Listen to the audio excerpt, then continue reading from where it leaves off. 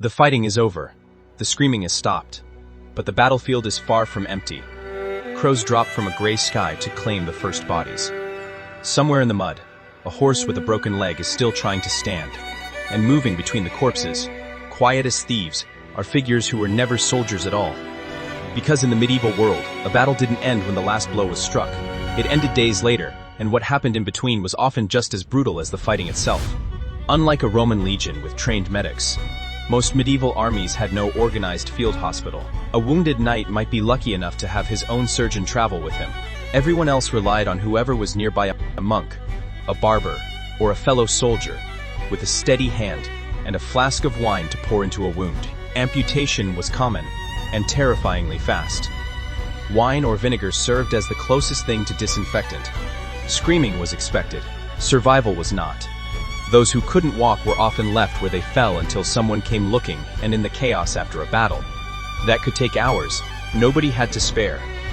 By nightfall, a new kind of army arrived, the local peasantry. Word of a battle traveled fast, and battlefields were treated like open markets. Armor, boots, belts, even teeth were pulled from corpses and sold. A dead knight's plate armor could be worth more than a farmer earned in a year. A 15th century chronicler described the scene bluntly. By morning, the dead lay as naked as the day they were born, for the poor had taken even their shirts. Common soldiers were buried where they fell, usually in mass. Unmarked pits, sometimes hundreds deep. Knights and nobles got a very different send-off. Their bodies were sometimes boiled or embalmed, so they could be transported home for burial in the family crypt. In some cases, only the heart made the journey cut out, preserved and sent back separately, while the rest of the body was buried on the battlefield.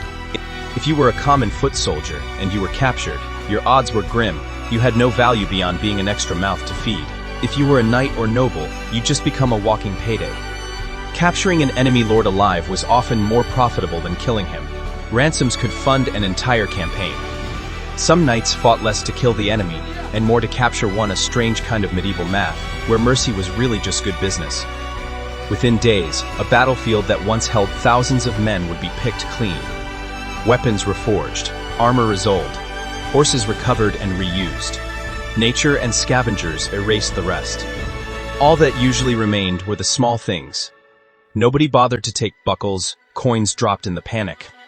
Centuries later, those are exactly the objects still turning up in farmers' fields. So next time you walk through a quiet field in Europe, how do you know it's not a mass grave? If this kind of hidden history keeps you up at night, it takes less than a minute to like and subscribe.